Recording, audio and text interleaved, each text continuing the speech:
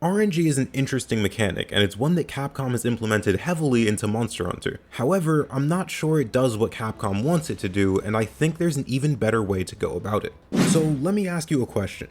Why do we hunt monsters? Excluding unimportant reasons like wiping out civilizations or threatening their local ecosystem, I'll tell you why. It's drip.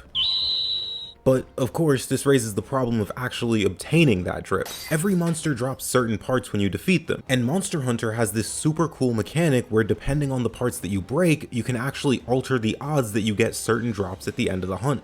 For example, the Rathalos Wing Gripper naturally has a drop rate of 14%. However, if you break Rathalos' wings, you can increase that up to 70%. This mechanic is super cool and adds a brilliant level of both realism and player agency into these hunts. In fact, it's part of the reason I got into the series in the first place. But it isn't perfect. Let's look at something a bit more difficult to obtain. Mantles. Looking back at the Rathalos, we can see that the natural drop rate is 1%, and you can increase this by breaking its head. This dramatic increase is 2%. It goes up by 2. This can lead to dozens of hunts or more on the exact same monster over and over in hopes that you get this 3% drop. But what if I told you that's actually a good thing? I think this percentage, while it seems excessively low, is actually a pretty clever way of getting the player to enjoy the game on a far deeper level. Let me explain. It all started on a Sunday morning. I booted up my Switch and planned to hunt Almudron a few times to get a mantle. I don't really like the Almudron fight, but I wanted to make the Switch Axe and the dual blades, so I was gonna need 2 mantles, which I figured I could get within a few hunts, maybe somewhere around 10 to 15 minutes. So, about 8 hours later, I got the mantle I was looking for.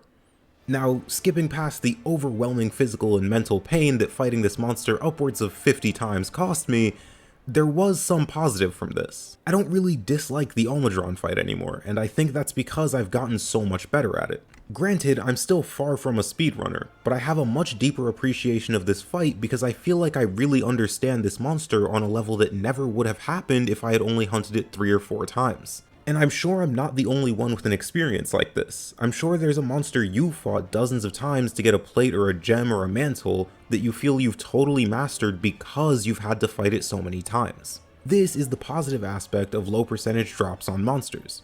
But let's look at the opposite extreme to really understand how this system works. Imagine a world in which you only had to fight a monster 1 time to obtain their weapons and armor. Let's assume difficulty remains the same, so you can still cart 3 times, monsters hit just as hard as they did before, and it's still just as easy and free to scroll down and hit the subscribe button. In this alternate reality, you wouldn't have to master any monsters. You'd instead need to be just good enough to get by 1 time, and then you could move on and never think about it again. It's in forcing us to master these monsters that we can gain a far deeper appreciation for how they work. However, this system is fundamentally flawed. So here's the issue. Granted, it's totally possible that I'm wrong in my assumption, but if I'm right and low percentages are there to force you to master monsters, it doesn't really make sense.